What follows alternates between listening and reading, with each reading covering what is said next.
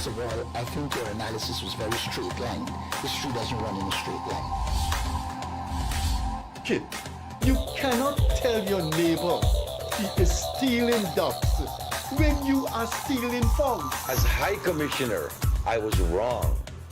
As Charandas Prasad, I reacted naturally how any person would have. I did not come here for that kind of abuse. I did not come here for that kind of abuse. If you're going to go along that road, I'll walk off. But it's all okay once they're talking. If they were talking, I could not have been here today. You got ADHD. I got that. Calm down. I think I've done enough in terms of taking our team out of trouble from losing. Tomorrow, Taylor. That's good. I'm reading the script now, and the first person that comes to my mind to play a detective, Yes, but okay, an it's good. erratic Michael detective Rodriguez. is Michael Rodriguez. Why an African slap an Indian? Why a man and slap a woman? No, how you deal with that? You deal with that. We must encourage platforms like this because it brings together different people and allows for discussions to take place in our country on a multiplicity of fundamental issues. Kingdom, you apologizing for something you think I did is wrong. I don't want you to do that, and you should not have done that.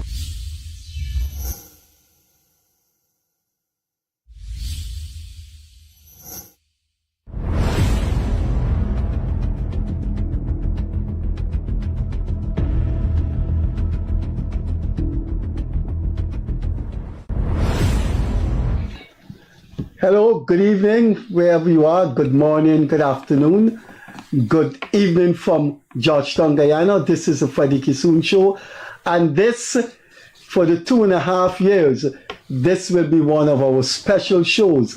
We have our guest this evening, one of the most famous sons that Guyana has produced and whose name travels well all over the Caribbean and the world of sports.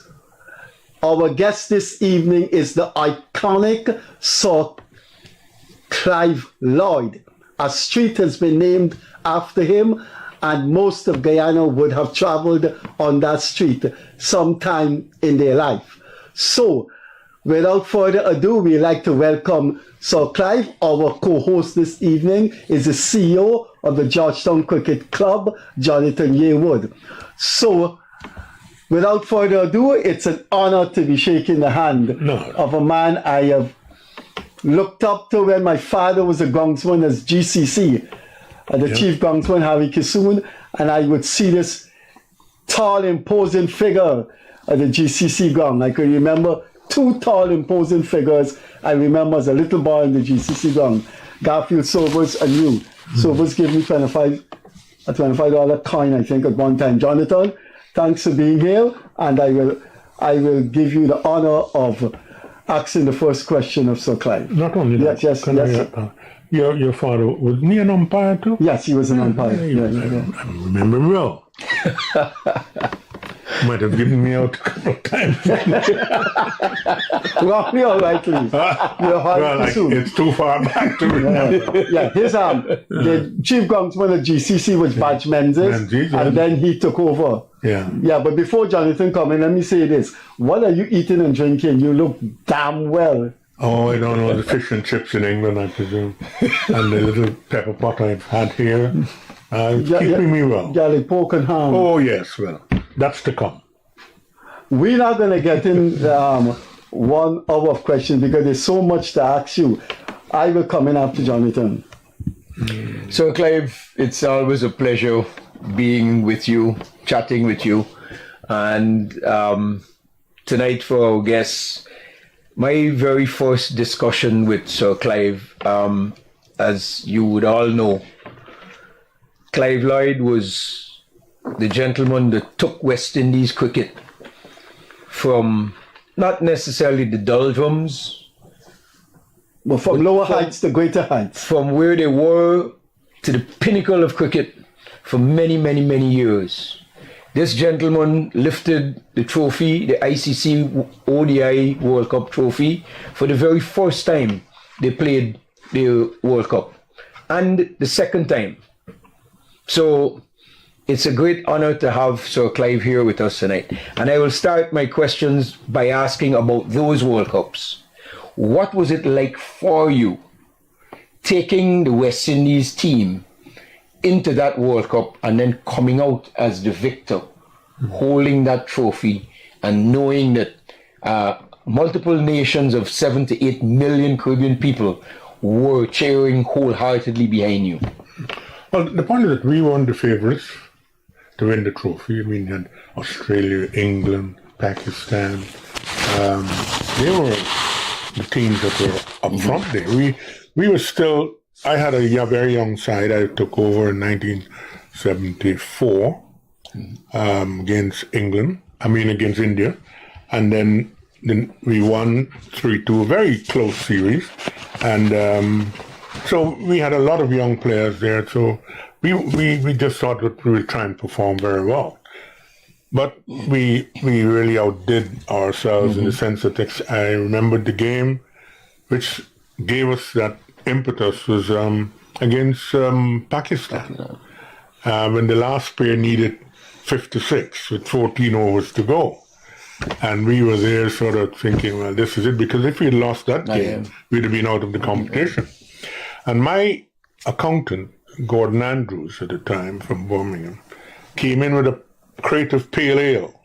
He said, Clive, you're 66-1, to win this game. And so I put some money on you guys. So I thought he was, there's a new team. And I said, how could he be my accountant? Something is wrong with him. But anyhow, I kept drinking a pale ale after every run,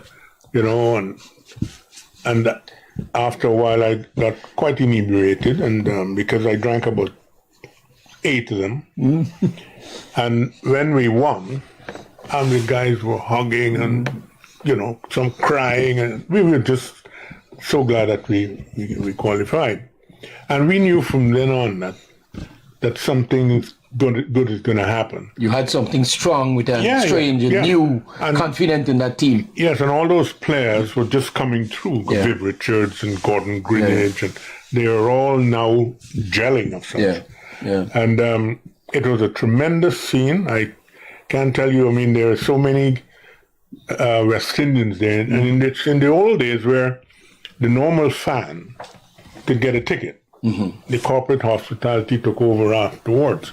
But, the fellas from trains were late, buses were late from Brixton and around the London. And it was filled with West Indians. So we really felt at home. And when I think we lost 2 quick wickets. So we were more or less struggling. We playing against the champions, Australia at the time. And but myself and Rohan held on, and we had a pretty good partnership, and sort of saved the day for us of such. And we put up I thought it was a very good score when you won 290 something or whatever it was, and so it was a wonderful day.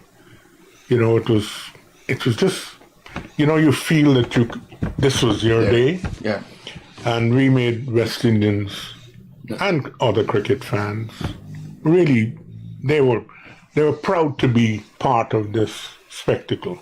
And playing at Lord's, the home of cricket, it was a magnificent day, and a day that I will never forget, because you never have another first. If I remember quite correctly, it was Derek Murray and Andy Roberts, that last pure wicket. Yes. With the 66 runs. I remember I would have been about 12 or 13 at the time, listening to it on the transistor radio, and every single run, yes, one less to go. And I could just imagine the entire Caribbean was behind our guys at that point in time. And what I do know is that after that, we all felt that we can do it. Yeah, no. We can do it. We got a team now that can do it. And we did it. And that same innings with Derek and he was stranded quarter way down the pitch. So this is it, and the guy fumbled it, and he got in. Yeah. So that gave us, even luck was on our side. Yeah. You have to have in one-day cricket, I presume. You have to. Yeah. Lady Luck had to be with you. Yeah. It's not only talent, but Lady Luck had to play a little part in it as well too. Well, I think that from that World Cup, we sort of came together because most of us stayed together for quite a while. For a while, yeah. And that's the team that went into the second World Cup, basically. The nucleus of it was the same team. Yeah. So, and that carried us through to the second World Cup victory, which was against England, if I remember right. Yeah. And that was also something spectacular as well too. So Viv batted it. Collis King did though. Yeah. And I remember he got about nearly 80. I think Viv got 100. And a guy from Collis played for Glamorgan. And brought it, I think it was £5,000 or something. And he said, I want to give this to Collis King because I think that he played a major part in this. So, a lot of people were watching our cricket. Oh, yeah. And we were sort of evolving. We were doing quite well. Our players were coming through. And even if the new ones came in and gelled pretty well, Larry Gomes came in, And by then we had the four-prong pace attack. Well, we didn't actually. What we did have was Julian, Van Bernholder, Roberts, and Boyce. Keith Boyce. Lance. We had Lance and Arthur Bard, and that was our.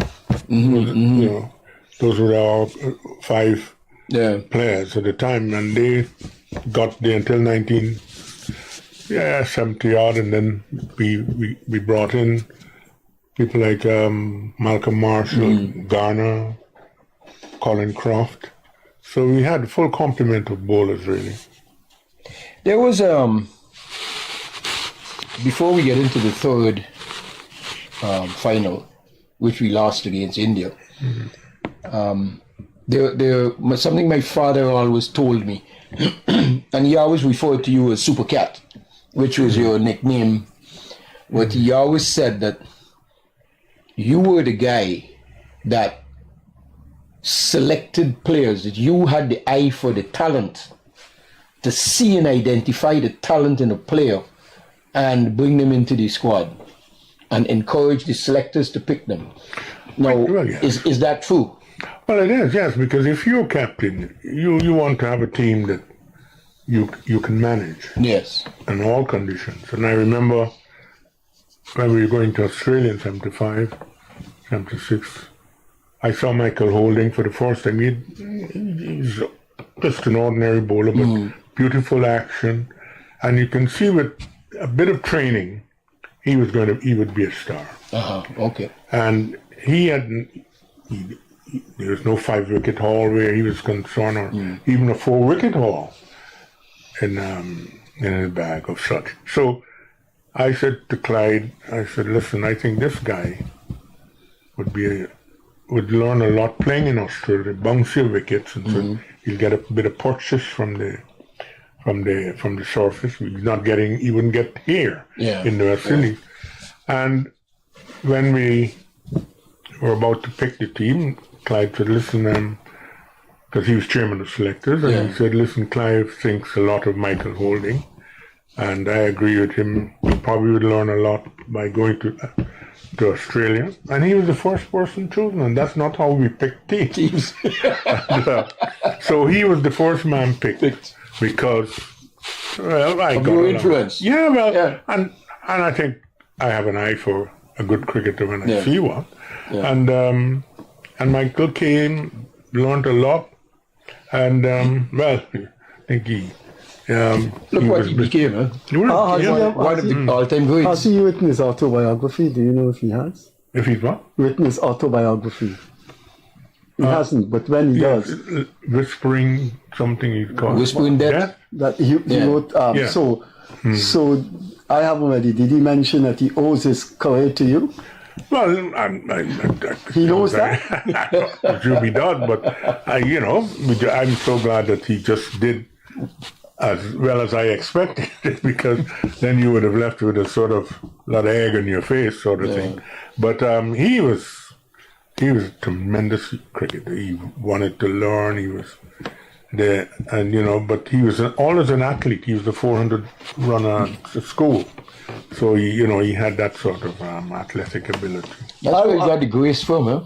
That bowling grace. I'm going to ask a silly question, but nevertheless, when you're driving on Clive Lloyd Drive, do you look up at that portrait? I see it now because they only put that poster about 2 years ago. I think Roger Harper and a couple of them got this massive thing. Yeah, it's a massive billboard here. Yeah, with your portrait in it. So it is, you got to be careful you don't run off the road looking at it. But how does it feel driving on Clive Lloyd Drive? Oh, well, as smooth as ever.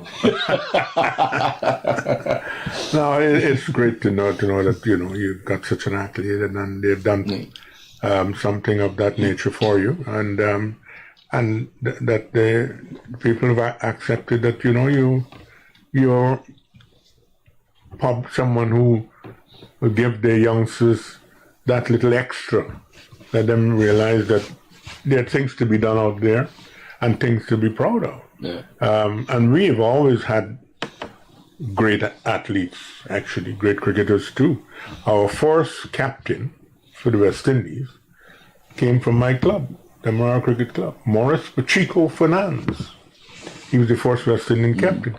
And we had Barclay Gass, we had Lance Gibbs, we had Richard Hector, we had Colin Wiltshire, Bruiser Thomas, who played about every ball game you're going to think of for Guyana. Yeah. And Roy Fredericks, a member of our club.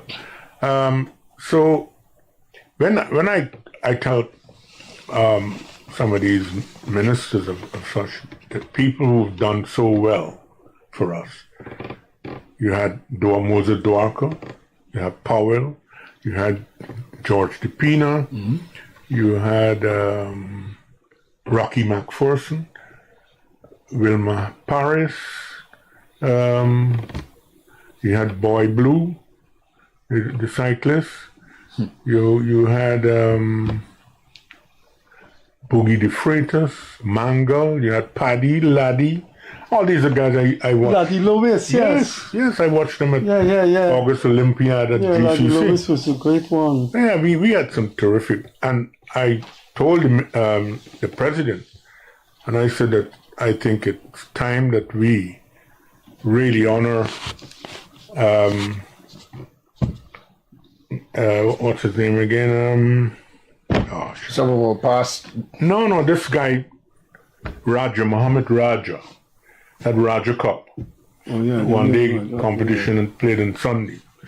And when we were coming from probably a night out or something, and you wanted a bat, and you knocked on Sir Raja's door and said, "Listen, Sir Raja, I need a bat for tomorrow, some pads." And he throw it down for you and you pay him the next day. And he did that for years. And Raja Cup, a lot of our players who became great players played in his trophy. And I thought that that is a man that needs to be honored. And I will be behind him to honor him, because something should be named after him. Something.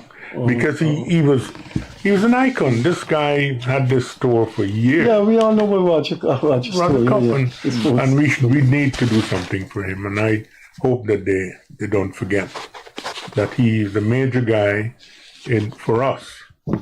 As youngsters, how many you couldn't knock up Bookers or 40s and he willingly give it to you, and guys would pay him. Well, his family can't want a better name to push his case. And I know that I have his son's number in Canada. The Whalers gave it to me to so that if there's a situation that you can do it, that he'd be ready to come and receive the trophy or whatever. A lot of people looking at this program, we got a good viewership, and they want to know about cricket. But I'm not too sure if the aspect of your life that has been made public. So let's get in some of that now. What kind of music you like? What kind of music you listen to? Any music. I'm a mood music man. I could go to a party or wear a bus or wherever, and I'd enjoy any type of music. You know, what's your favorite music now? Western music. I like singers. I like a song that can tell you something. You know, and For example, I used to listen to rhythm and blues, soul. Yes, I used to listen to a lot of jazz too. Fredo and I, now and then, are the two guys who were a little different in the sense that we would listen to jazz. Diana Ross and all these people were people that we listened to, you know. But the point is that if the mood takes you, you listen to something. I don't want to do one thing all the time. So, mood music. Once I'm in the mood, I'm going to listen to it. Well, you're a West Indian icon, so reggae follows naturally. Yes, no problem. Yes. You've ever met Bob Marley? No, one of the things that was situation that I'm really sorry about, I never did. But I met, what's the other Peter guy? Tosh? Peter Tosh, no. Whalers, Bunny Whaler. The one that used to sing around we had this tree in the hotel compound. It's not Ken Lazarus, not Boris Gardner. Boris Gardner. Boris Gardner. He used to sing He's there crooner, every Saturday. yeah. Oh, yes. Yeah. He used to sing there every Friday. You know, and he had a wonderful voice. Now, what you're a West Indian, I mean, you live in the UK, and after 14 years, you've been here often, but this is the first Christmas you said since 2010. Yeah. What food Clive Lloyd likes? I'm there again. I eat most things. Yeah, I eat most things. I'm a pepper pot man. I love pepper pot. Oh yeah, I cook up rice and all those sort of things. I just West Indian food I love. You have somebody preparing that for you for Christmas? Well, I hope so. A friend of mine invited me for Christmas. I hope he realizes that. They have a big pot. Oh, yeah. I'll be training for that. So how is Christmas in Guyana after 14 years? I know you've been here often, but Christmas has a special... Yes, it's a situation where you can see people bustling and trying to get this and trying to get the right things and trying to get gifts and so on. And trying to get the right meats for the pepper pot, and you know what I mean. Yes, it's a wonderful time. It's family time. It's time to. I haven't been to church in the last 3 weeks, so I'll have to make time for that. What church do you go to? I'm Catholic. I know. But you were probably kind from St. Teresa's. Right, but funny enough, I was brought up as an Anglican. Not St. Teresa, sorry, Fatima. Fatima, sure. I know, yeah. But I usually go to St. George's when I come. Okay. You see, so. Okay. And you made the switch over from Anglican to Catholic? Yeah. So in England you go to Catholic Church? Yeah, I do. And when in Guyana, Catholic Church.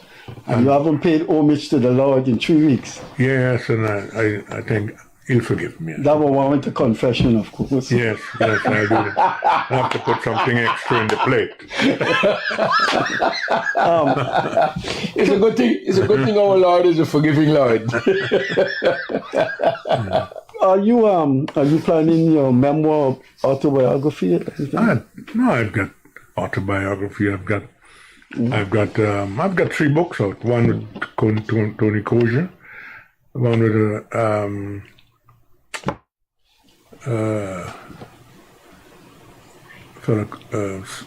Simon Lister in England, and Trevor MacDonald. You probably know Trevor MacDonald from ITN.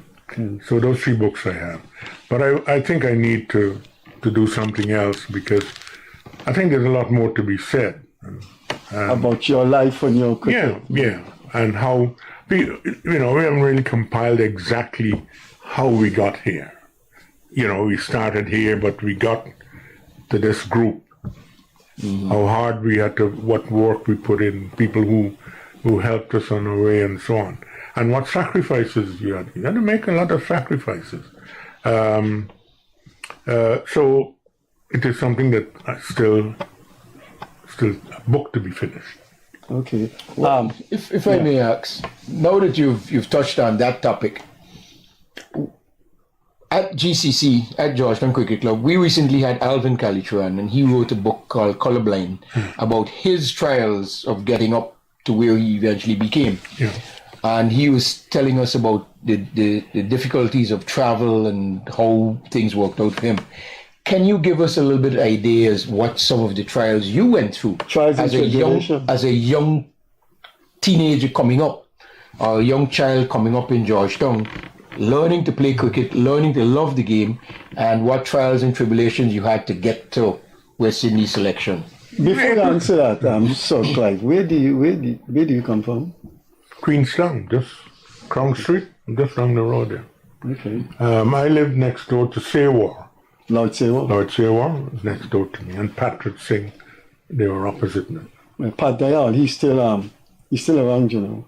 I think he's 91 or 92. Yeah. Doing well. Go ahead. Yeah. Trials and tribulations. Yeah, well, the point is that what we had was a lot of critics. And the point is that gave me that extra. I remember there's a fellow called Waterloo. He used to be a sort of critic, right? And I remember once the guy said, this fella Jackman, he's a wicket-keeper. Do you think he's got far to go? I said, oh, yes. He lives in Berbice.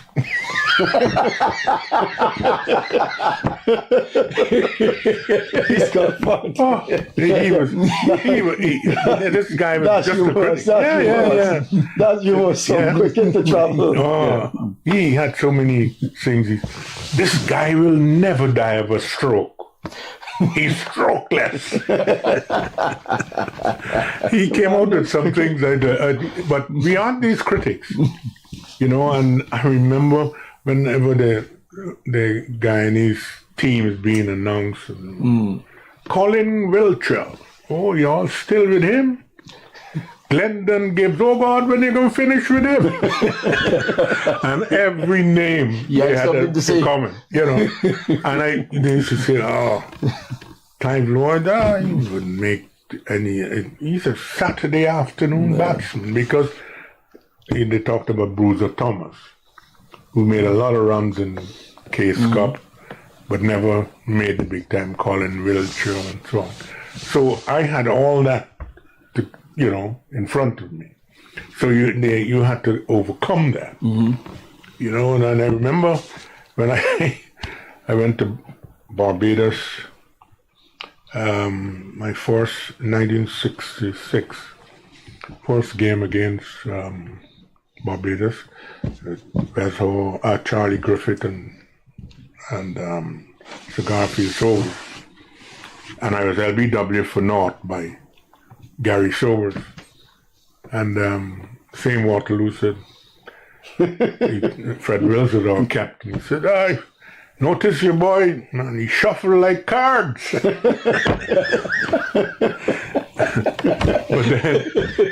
And then Sir Garfield turned to Barclay Gaskin, as you probably know, Winnie Gaskin, his wife. And he said, I noticed your boy didn't make any today. He said, it's not my boy, but it's a boy that I like. But there's a second innings. And I got 102 in the second innings. So you shuffled correctly? Yes, I shuffled correctly.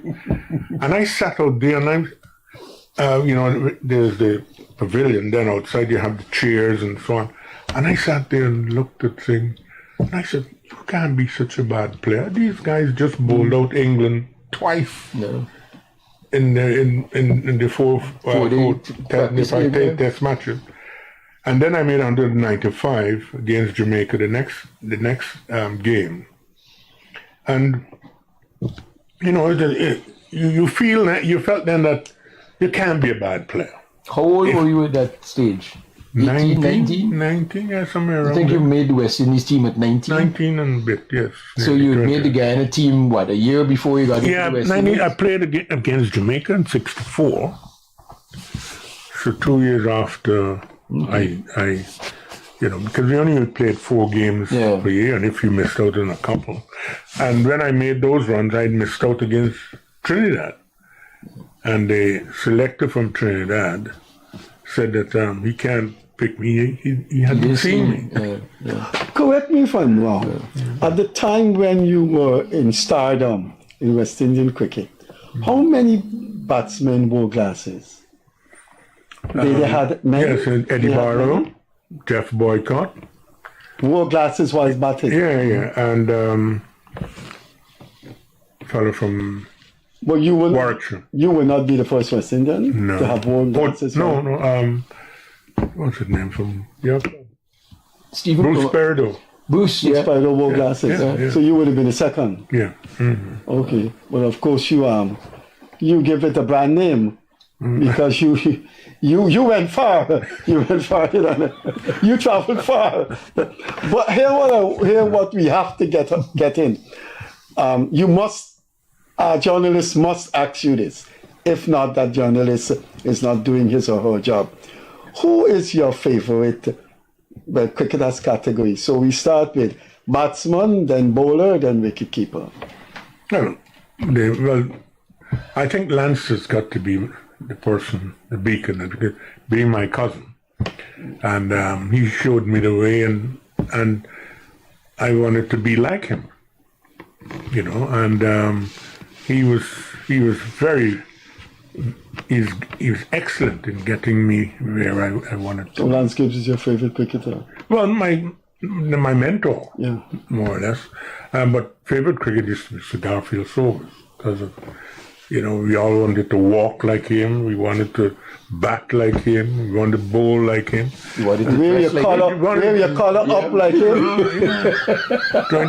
If we could walk like him, we probably would. Yeah, but he was a terrific cricketer.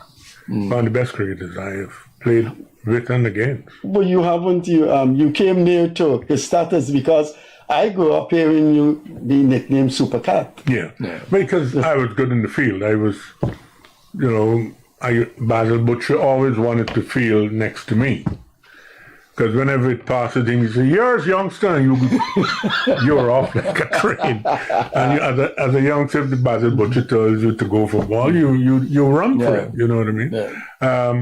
But it was fun. It was great. I thoroughly enjoyed my time as an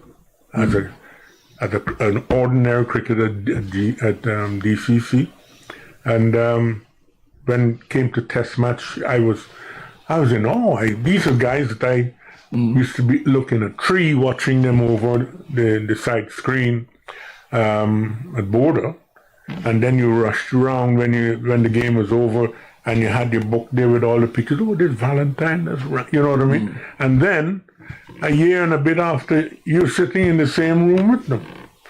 So you graduated. It was wonderful. Now you certainly have graduated to iconic status in your country. You haven't tell us who's your favorite. Well, leave out landscape. Who's your favorite bowler? We're talking in a global context, not only West Indian. Well, there's so many people that you admire. I mean, the point is that we had Hall and Griffith and Sobers and so on, and Lance, and I saw a bit of Ramadan and Valentine. These are people that there. But overseas, you had Lillian Thompson. These are guys that were excellent. And you go to India, Chandrasekhar, Bedi, and Prasanna. Prasanna, I think, one of the best off spinners I've played against. And some of the other, New Zealand, Richard Richard Hadley, or Sir Richard Hadley. England, you had Underwood. He was pretty good on a wearing pitch. He can bowl. He would bowl a side out twice in a day, which he has done in county cricket. Richie Beno, I didn't play against him, but he was a terrific cricketer. There's a guy called Gart from Australia. We call him Gart. He was so strong. Fast bowler. Well, anyway, I remember. What about? I want to ask you this before he comes in. You've toured the world, and of course, your country. You would be. I don't want to ask you. I want to leave out Guyana. Which is the country you enjoy playing cricket best in? And you would have played in dozens of countries. Oh yes, quite a bit. England, I loved England. And not only the larger grounds. They had some beautiful grounds outside of London and so on, in Kent, which are pretty good. But you can't beat Lords. You walk through those, down the picket fence and so on. You feel that this is your stage. This is your, the actors have their stage. This is your stage. You want to do well there, and well received by the people because the way you carried yourself, and I hope that I've done my bit in making my people proud on and off the field. And you go to a place like Australia. We played in front of 90,000 people at Melbourne Cricket Ground. You go to India, 80,000 people in Calcutta. And then when you came outside, you had another 80,000 people who didn't get in. And they would follow you to the hotel. And one thing about India, they make you feel that you're playing the right game. They look after you. We've had some, when we were there, it wasn't in big, salubrious hotels and so on, but they made us feel welcome. Outside of Guyana, which is your favorite Caribbean country? Yeah, let me see. But I shouldn't say outside of Guyana. You may like another Caribbean country. Yeah, I all have Barbados. They all have their little wonderful areas that we Trinidad, because they are very, very critical. The Trinidadians, because of the carnival, and they're always criticizing. And 1968 we were playing, and Tom Graveney was hooking Wes Hall off the front foot, and the fella said, "Oh God, Hall, you're bowling with your handbrakes up." So, you have this sort of thing, but if you're playing cricket in the West Indies, and it is really wonderful. I hope the youngsters are enjoying themselves, like we did. It was great. You didn't stay in wonderful hotels, but you're well looked after. Now, the bowler you would prefer not to have him bowl at you. Yeah. No. The point is not that you want. Whoever, if the bowler is good, you want to do well against him. That was the thing, to do well against a very good bowler. I don't want, you don't want to be shying away from some bowler. You want to go out there and show your mettle. And that's what the sign of a good or a great player. You don't want to say, "Oh, I am afraid." No, some of them are going to be difficult, no doubt about that. But it's up to you to try and get over that and play well. And when you come in, you say, "Yes, I was in a fight, and I came out on top." Because some days you have to bat ugly. The ball might be doing something, and it's not as going through as it should. And if you made 80 or something like, or you don't make 100, but on a better day that's 150. So when you bat ugly and you do well, you appreciate when you have to fight for your runs. I have two tours that I always remember as a youngster growing up. First was the Australia tour 1975 when we got a royal cuttass, the 5-1 beaten. And I think somewhere along at the end of that tour you once said, never again under your watch, that we would go through that. But what went through your mind with that particular tour? I know you had some great batsmen because Fredericks made 100 against them in the 4th test, I think, which I think we won. And then there was a very controversial tour against New Zealand in 79 when they had a lot of extremely bad umpires' decisions, which if we had television in West Indies at that time, we would have seen and made big comments about those things. But take us to Australia first. Well, don't forget, these guys were not great players then. They'd only just played against India. Yeah. And then they came to Australia. So they were Greenwich and they were fresh. They were very much so. They had never played Test cricket before they played in India. So everything was new. And the point is, nobody had talked about the umpire. If we had the third umpire now, we wouldn't have been. It wouldn't have been 5-1. It could be 5-1 in our favor. In our favor. I mean, guys played back and the ball stuck in the pads. And they got out. And it's not out and so on. Thompson used to bowl this much over, about 6 inches over the crease. And no ball. No ball. And it was 8 ball overs. So if he bowled 4 no balls, it was 12. So the point is the umpires are just being, and we're telling them what is the situation. Yeah. We had a guy called Collins. Oh, there's a Portuguese guy from he followed us to India. And Hansel was his name. And he cursed that umpire from the bottom of the stage right after, because he was just terrible. Yeah. And we didn't have a third umpire to say, well, can we go upstairs? We just have to accept what they didn't even have match referees. But not only that, I remember there's a fellow called Alderman Clem Jones. He was the mayor of Brisbane and in charge of the pitch. He was the pitch. The curator for the ground. Yeah.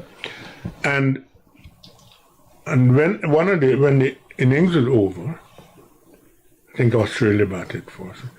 We batted for it, and he repaired the cracks. Right. And the wicket is sacrosanct. So they were batting on a fresh pitch? Yeah. And all you had to do was wet and, not to roll it, not wet. Yeah. And Greg Chappell called me and said, Clive, I don't know if you want, we'll forfeit this game. He's messed up this, and I can't tell you exactly what he called him, but... If I know Greg, I could imagine the words used. But that meant that we would have won that first test. Yeah. Okay. And we won the second test. Yes. They beat us 5-1, and we won the second test in 3 days. Yeah. So you can't be that bad if somebody beats. So the point is, we'd have gone to the second test match with leading, and then having won that, there'd been 2 up before to play. So we lost that series primarily because of the umpire. It was, yes. It was terrible. Okay. Not because they were better than us. Oh, no. We've come a long way since then. Oh, we have. Because the point is and any time when we had our 4-prong attack, that's when we destroyed them. Yeah. They were no match for us. Yeah. But then we got Bernard Julian got his hand broken. I batted in blood, took my guard in blood when Khalid Turan got hit in his nose. And so the point is, we took all that was, even in when we were beaten in, well, I don't think we got to say we were beaten in New Zealand. Michael Holding was distraught at that. Yeah. Even in Sydney, he cried, and we had to go down and sort of said, no, man, because this was his first tour. Okay. Good. And he's now seeing somebody edge to second slip and stand there. They didn't walk. Because the fellas said the only time the Australian batsmen would walk is when they're out of petrol. That reminds me of Waterloo. Yeah. So the point is that we went through a lot.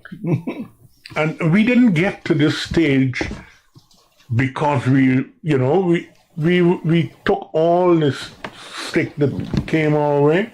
Yeah. We fought through all sorts of things, the bad hotels.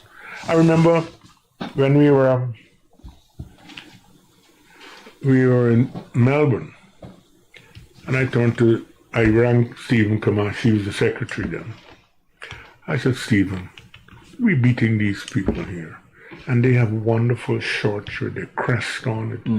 The shorts breathes them and so on. And we got these off-white shorts and so on. We had like the same without. He said, well, order them. And I ordered 60 shorts. And had the West Indies crest on, and my boys were proud. And one of them, I think it's Gordon Greenwich, who was quite smart, got about 30 shirts, T-shirts, and he had and thought, class is class, form is temporary. And I said, then again, when we started, we're still doing well. I said, Stephen, we're staying in some rundown hotels here, and these guys are staying in hotels where they have laundry service. This is in Australia? Yes. Yeah. And I said, there's a Melbourne hotel here, nice 5-star. We should be staying in that. He said, well, book in. So I book in the guys, and the guy's now walking tall because at lunchtime there's a lady playing the piano. At dinner time, somebody playing the piano. We didn't have that before. The sheets were pristine. No. And, food was just different. You can get room service with a smile. And from then on, that's how we went about. We wanted the best, because it's no use saying that I'm a great player and I'm the best, and you're in these rundown places. So from then on, that's why I want these young players that we have now to understand that you can only do that, you can only demand those situations by being winners. You're not going to get good sponsorship. Nobody will want to play 5 test matches against you, or even 3. We went from here to Australia and played 2 test matches. Yeah. That is nonsense. That's 12,000 miles for that. Yeah. And when we were in the ascendancy, we got everybody wanted to play us often, because they made money off of us. And now they're sharing it. They have this big pile of money. They have 10 countries, 7 receiving 80 million, and 3 receiving 180 million. And I wanted to know why we should have our people sitting there, our representatives, and allow that to happen. When we, as I said, in the ascendancy, we never got any more money. We played 2 tours every winter because people wanted to make money for them. We should then we should have asked for more money then. Now we're getting the same tariff as Afghanistan, Zimbabwe, Bangladesh. They're getting the same money as us. Whilst India, Australia, and England are getting 100 million more. That could never be right, and I think that we should have representation there asking for special dispensation. I've said it at CARICOM, and I will say it here now, that we should say to them, we must have a special dispensation. We have 14 islands. We don't have one country. Yeah. And it takes 70,000 US for one board meeting. But in England, they all meet at Lord's. Some drive, some come by train. They'd have the meeting here. They don't have to pay for any hotel. other than if they want to stay overnight. And then when they finish, they all drive or go back by train. It can't cost £5,000 for the 18 counties that will come. But the point is that we sat down and allowed that to happen. The president of the ICC, who's in New Zealand, and his term is up, and he's saying that we should be dismantled. Yes. How ridiculous. What he means by that? That we should be broken up. He said we're not strong enough. So we now be just like Hong Kong and these other places. Because now and we wouldn't be able to sustain a test team over any one island. You wouldn't have the amount of people to do that. Yeah. We have been we are 100 years, nearly 100 years at the ICC. It's only Australia and England could probably say that they're, or South Africa, because they were there from the inception. But we must have people there who want to put forward our points. We cannot. Well, how did the West Indian board react to that? Just like nobody, they just let it go. I don't think they've made a statement on that yet. Yeah. I haven't read any statement on it. I read the ICC's outgoing chairman statement about it, and he said it after his term in office was up. He didn't say it as he was chairman. He said it as he was leaving office. But West Indies have not. I have not read anything saying that West Indies have made a reply to that statement. What I do know, back in the 70s, 80s, and 90s, the West Indies were the most watched team by all the cricketing nations after their home team. In other words, the Indians, the Australians, the English all watched West Indies after their home team. So if England were playing India and West Indies were playing Australia, when they finished watching England, they would watch West Indies, Australia, because they wanted to watch the West Indies play. So Clive, do you think Vanilla is a special talent? Oh yeah, no doubt about that.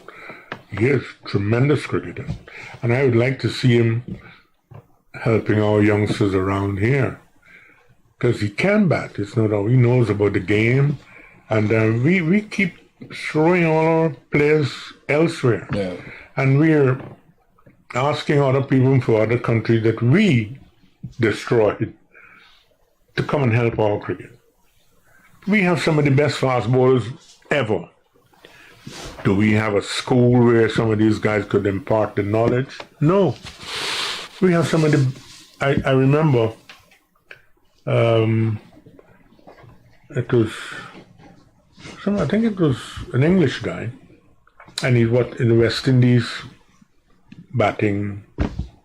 They had a practice session, and he said a youngster was telling some guy about batting, and Gordon Greenidge was looking on at the practice.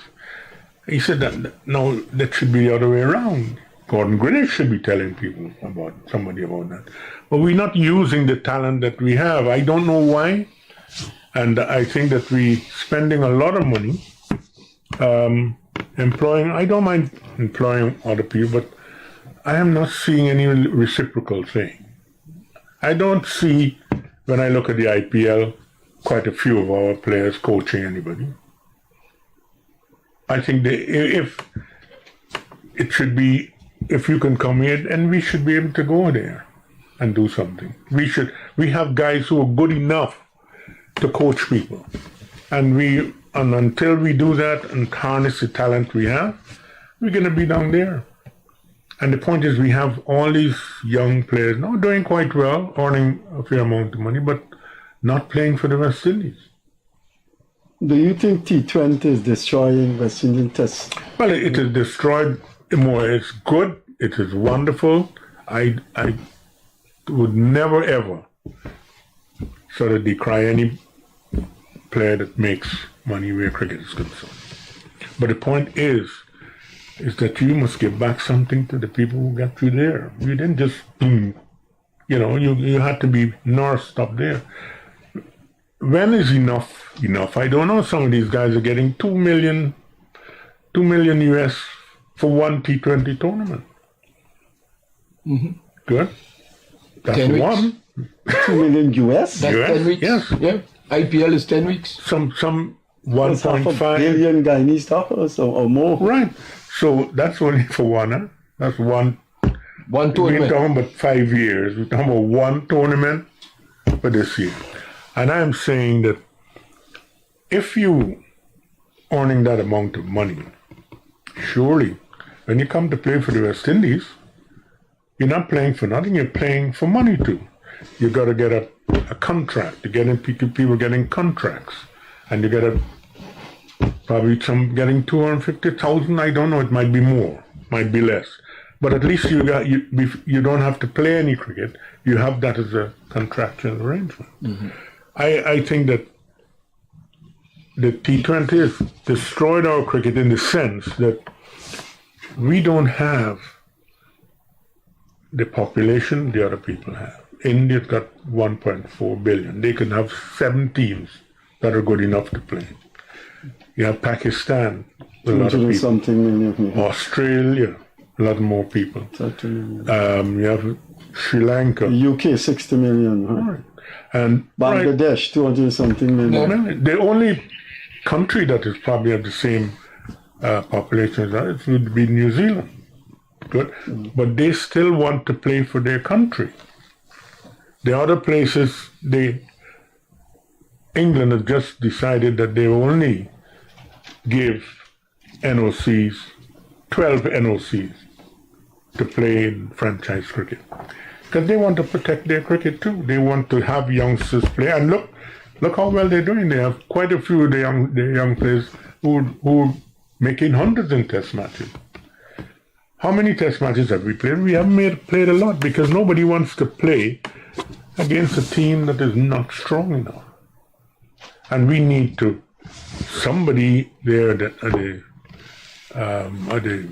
West Indies Cricket Board got to put the foot down and said, no, enough is enough. Is money the problem? Yeah. Well, it is. Some small economies, can we come? Some small economies. If in an island situation, if you're getting that sort of money, you're going to go after it. But the point is, we have to sit down with our players like New Zealand did and say you can play in different transactions. But when we have our cricket, we want you to be here. And they signed a 5-year deal. Yeah. But I am the last person to tell anybody that, listen, I don't want you to go there. I don't want anybody to say that you're taking money from or taking bread out of their mouth. But the point is they're doing very well. Some of these guys play 4 of those things and they'll be well off for the rest of their life. So you can still put back that little residue. We have 5 million people in different walks of life. There's just a small cadre of people who will be playing sport, different types of sport. And cricket is just that little section there. So if we lose players all the time, that's how all our youngsters will be learning on the job. And they will not rise as quickly as they should. Jonathan? As we're talking about money and cricketers, there is something that has been on my mind for quite a while now. These players that go and play franchise cricket, they should, and I think there is with IPL, there is a part of the contract that says some amount of money should come back. Yeah. I think IPL sends it to the cricket board of control of the country that you belong to. Well, I disagree with that because the cricket board of the country you belong to does not produce any cricketers. The clubs produce cricketers. So a percentage of that money, some could go to the board, but some should be coming back to the club that produced that cricketer. But that is what But that's not should have happening. happened. That's not happening. No. It goes to the board, and the board does not siphon that money down And that would help the club. to produce more cricketers. Right? the clubs then would be here instead of here. Yes. Because they're getting a lot of, a percentage of that 2 million. It's a fair amount of money. Yeah. Especially if you're in Guyana. And I just feel that something serious, so we have to make a serious move to the ICC and make a presentation that we are not getting the right end of the stick here. Let's talk, as time is going, we have 2 minutes more. Let's talk about your life since cricket. You have enjoyed what you're doing since cricket? Oh yes, I've done quite a lot of stuff. Must be quite a lot, yeah. Well, I refereed, I've been chairman of cricket of the ICC. I've managed West Indies teams and so on. And I'm here now trying to improve our cricket and our facilities. We want to have the best facilities for our cricket. We have the money to do so. We have the stadiums. I'm trying to help John with the GCC. GCC, because I don't want to. That's tradition. You don't give away tradition. Did Trinidad give away Queen's Park? Did Barbados give away Kensington over? It's 100 years in the making. Right. Did Sabina Park got thrown away? No, they've kept that. Right. We need to keep that. And the other thing I want to do is to have that GFC that should be our national stadium. I watch all our great players play at Border, at GFC. When we had the first football team, West Indian football team, England in 1958, Guyana had 4 representatives. We had some terrific footballers. Some of them died in poverty. I mean, it is, to me, we need to start looking at our sport in a more serious manner. There's a lot going around, and I think that sport could be buoyant in this country if we attack it in the right manner. So Clive, I'm about to say our time has come. It was indeed an honor as a media operative to be sitting next to you, talking to you. It's a pleasure, sir. Nice meeting you. Because I know your father quite well. Okay. I'm sorry that you have you a couple of times. Thanks for watching at us for this Christmas holiday. You were watching one of the great names in West Indian cricket and world cricket, and a man who has become an icon, knighted with a street named after him. We will always remember this generation, the next generation, the name Clive Lloyd. Remember the name? Remember that incident? Remember the name? Well, remember the name, Clive Lloyd. Happy holidays to you as we wind down the holiday season. Merry Catch Christmas. you later. Bye-bye. Merry Christmas to all. So Clive wants to say Merry Christmas to everybody. Merry Christmas. Have a great festive season.